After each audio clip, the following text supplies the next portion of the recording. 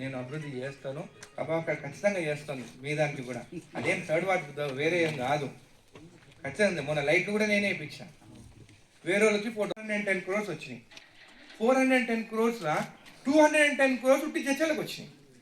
మొత్తం స్టేట్లో చూడండి, అందరికి సింగిల్ రోడ్లు వస్తాయి పంచాయతీ రాజు, ఉట్టి జడ్చర్ల కాన్స్టిట్యున్సీకే డబుల్ రోడ్స్ వచ్చినాయి పంచాయతీ రాజు. ఎందుకంటే పంచాయతీ రాజు ఓన్లీ సింగిల్ రోడ్స్ వస్తాయి. ఇప్పుడు ఆర్ఎన్బి రోడ్స్ ఉన్నాయి, నా దగ్గర ఇంకా ఆర్ఎన్బి రోడ్స్ లేవు, అయిపోయినాయి మొత్తము.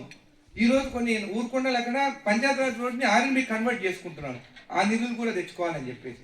సో ఈ బ్యాక్ అండ్ ప్రాసెస్ అంతా జరుగుతుంది. మన డెవలప్మెంట్ గురించి మనం చేస్తున్నాము. ఇప్పుడు హ్యామ్ ప్రాజెక్ట్స్ వచ్చాయి, హ్యామ్ ప్రాజెక్ట్ ఖచ్చితంగా ముందుకు వెళ్తాం. ఎందుకంటే ఆర్బీఐ కూడా మన క్లియరెన్స్ ఇచ్చేసింది, అది బ్యాంక్ లోన్ తీసుకొని రోడ్ చేస్తారు. మనం ఏం ఫైనాన్స్ కోసం తిరగాల్సిన అవసరం లేదు.